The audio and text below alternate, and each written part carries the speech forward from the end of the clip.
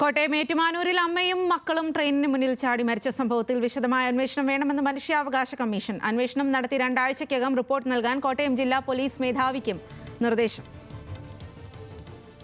ഗോകുൽ രമേശാണ് വിവരങ്ങളുമായി ചേരുന്നത്. ഗോകുൽ, എന്താണ് ഇക്കാര്യത്തിൽ മനുഷ്യാവകാശ കമ്മീഷൻ പറയുന്നത്?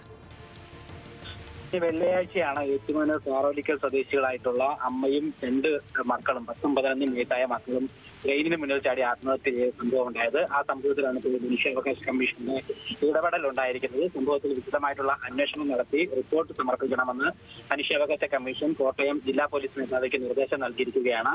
2 ആഴ്ചയ്ക്കുള്ളിൽ സമഗ്രമായ അന്വേഷണം നടത്തി വിശദമായിട്ടുള്ള റിപ്പോർട്ട് സമർപ്പിക്കാനാണ് ഇപ്പോൾ നിർദ്ദേശം നൽകിയിരിക്കുന്നത്. എന്തായാലും ഈ സംഭവത്തിൽ നിലവിൽ കുടുംബ പ്രശ്നം മൂലമാണ് ഇത്തരത്തിൽ അമ്മയും മക്കളും ആത്മഹത്യ എന്നുള്ള ഒരു വിലയിരുത്തലായിരുന്നു പോലീസിനുള്ളത്. എന്തായാലും SP-യുടെ തലത്തിൽ ഇനി അന്വേഷണം നടത്തുമ്പോൾ കൂടുതൽ എന്തെങ്കിലും കാര്യങ്ങൾ ഈ ആത്മഹത്യയുമായി ബന്ധപ്പെട്ട് ഉണ്ടോ എന്നുള്ള കാര്യത്തിൽ വ്യക്തത വരുന്നുണ്ടാവും. എന്തായാലും 2 ആഴ്ചയ്ക്കകം റിപ്പോർട്ട് സമർപ്പിക്കാനാണ് നിർദ്ദേശം നൽകിയിരിക്കുന്നത്.